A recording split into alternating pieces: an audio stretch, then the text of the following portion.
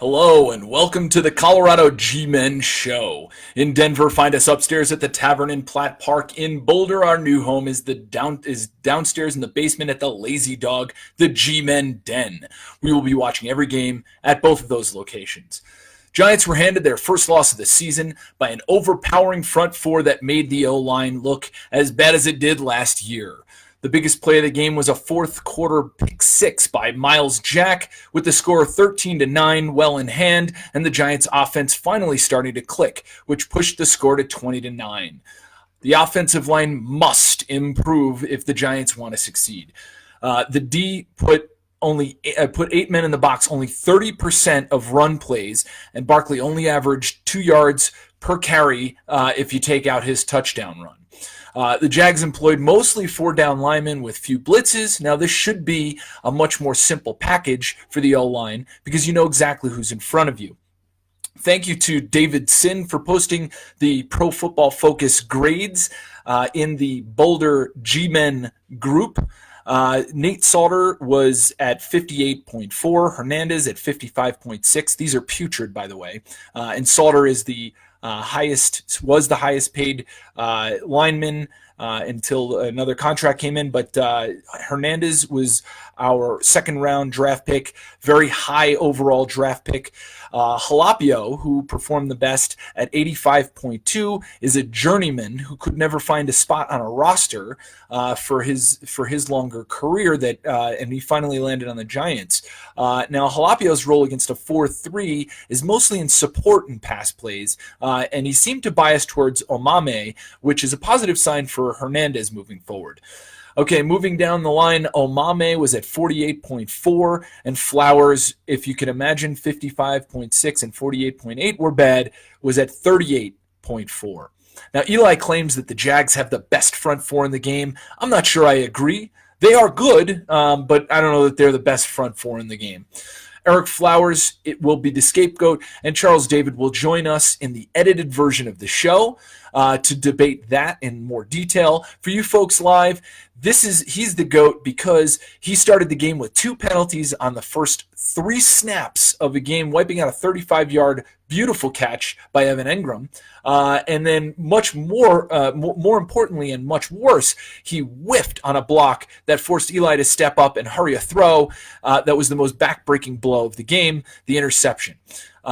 So, look, we know what Eric Flowers is. There's very little upside to keeping him on the field. We know what we got there. Chad Wheeler is a free agent walk-on from last year who has much higher potential because we just don't know what to expect from him, where we know exactly what we got with Eric Flowers. We need to at least platoon Chad Wheeler in there. All right. On the back-breaking interception play, Patrick Omame also couldn't hold his block on R.B. Jones, who actually made the tip that caused the actual interception. Nate Salter, he had a holding penalty. Will Hernandez gave up a sack. I mean, I hate to say it, but this game, it went exactly as I expected for a newly formed offensive line. We need to see improvement week after week for the next 3 weeks if we want any hope for this season. It's expected for an offensive line to gel over 4 weeks, so hopefully the Giants can make that happen. So Eli also overthrew 2 touchdown passes to Odell Beckham, which means that the Giants have 0 passing touchdowns instead of 2 passing touchdowns for Odell Beckham and for Eli. Evan Engram continues to drop passes, and I don't want to completely bash on the young Keelan Clay, but he made this roster as a punt returner after muffing 2 punts in the preseason. Where is Hunter Sharp? I mean, I bet that he's still looking for a job. I bet he's got his ear open for Gettleman's call. All right. So the D looked good overall, but it seems like every run gets to the second level before there's contact made.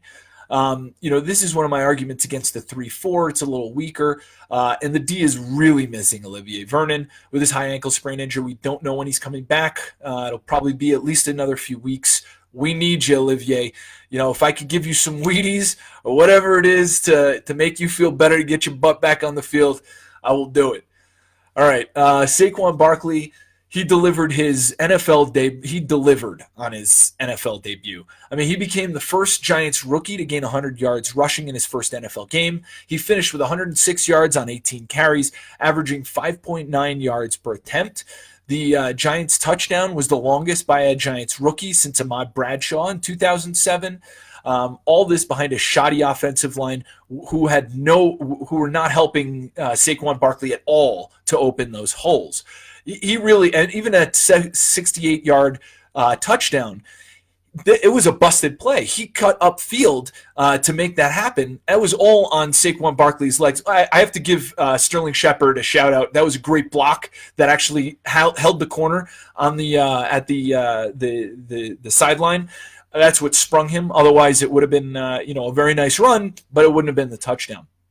So Saquon, I just love this kid's heart. Despite these bright spots, he's upset about the few plays he could have improved on. That 4th and 2 play, I blame more Pat Shurmur than Saquon Barkley running the ball up the middle with Saquon with a 4th and 2 with that front four. Saquon, I love that he's looking at the negatives and how he can improve. But what I will say is the threat of Saquon Barkley in the backfield will open up the play-action pass. And this will be a tremendous help for the offensive line to give them some confidence, get their legs under them so that they can then start doing some better run blocking as well. So not only will Saquon help himself down the road because of his threat in the backfield will make the defense have to think about how they're going to be playing.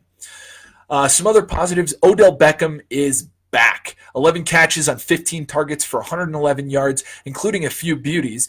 All of the 4 targets that he did not catch, by the way, were bad passes by Eli. I've underplayed his ability to run all the routes, but it really helps in setting up matchups. I got to eat my words on that. He's definitely running all of the patterns. And you know what? It also offers Eli a safety hatch with some serious threat to it. Odell Beckham wasn't the number one, according to Pat Shurmur. He wasn't the number one on all those 15 targets. In fact, a lot of them he was the check down, and that sounds pretty good to me to have him in the flats. All right, so Eli Apple also looked great in this game. I hope that the Giants secondary can build on this. Jack Rabbit also, his interception was great. He had an outstanding game with the exception of 2 big passes that he'd given up. Kerry Wynn continues to impress, especially for a perennial roster bubble player. I mean, this guy barely makes the team every year and just stuns us with his play. Aldrick Rosas might be the best fantasy football player of all time because the Giants just continuously fail to punch the ball into the end zone. All right, let's talk about new coach Pat Shurmur. And this game really highlighted why Ben McAdoo was so bad. Eli had a cannon, and he still has the cannon. And, that deep threat makes a D have to think about multiple dimensions of the field, not just wide, but deep. So that what it does is it loosens up some of the crossing routes in the middle of the field, and it gives Eli a lot more options. Shurmur showcased that and got got some good chunks of yards. Eli still's got that cannon. So I don't understand why McAdoo was really trying to shoehorn Eli Manning into a dink and dunk offense, which has to be a high percentage offense, which is not the style of play that Eli is good at. Okay, some people are questioning Pat Shurmur's fourth quarter decisions, but I like what I'm seeing from this team.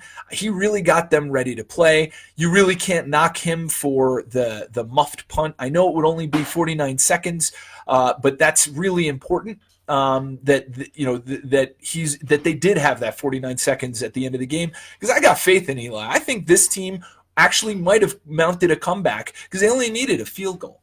All right, let's talk about the Cowboys game. When the Cowboys have the ball, very similar to the Giants' woes on their offense, it stems from their offensive line. They gave up 6 sacks. That's right, 6. There were 10 QB hits and 4 tackles for losses. They just couldn't get the ball moving. They had 232 yards and failed on big play opportunities. I'm going to have to go back to the stats, but I'm pretty sure 232 yards was the least amount that the Cowboys had been able to gain in any game in 2017.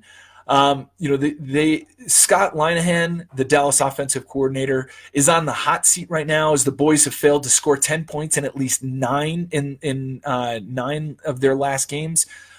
So what to do? Keep them in third and long situations where Dak will not be comfortable. This is the prescription that Carolina used. And it was to their success. The Cowboys only had one third down that was within 7 yards, and they failed to convert 3/4 of the time on third down because of it.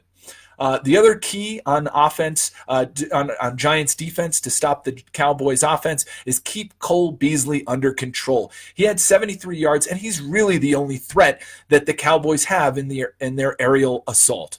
Okay, when the Giants have the ball. Now, the Cowboys look really good on D, so this will be good to see if the Giants' offensive line is up to the test. And speaking of the offensive line, get a helmet on DeMarcus Lawrence. He is a beast. Don't let up. Make sure he's on the ground before the whistle is blown. And fortunately, the Cowboys employ a 4-3 cover 2, which allows the offensive line to get the communication down on a more simple front 4 attack. So again, that's similar to what we saw last week. Jalapio will be doing a little bit of support role on either side, whether it's a Mame or for Will Hernandez. And they can really start to gel, which is exactly what the Giants need to start mounting some W's. Thank you guys for watching the Colorado GMEN show. We'll see you at the Tavern in Platt Park in Denver, and we'll see you at the Lazy Dog in Boulder. Go Giants!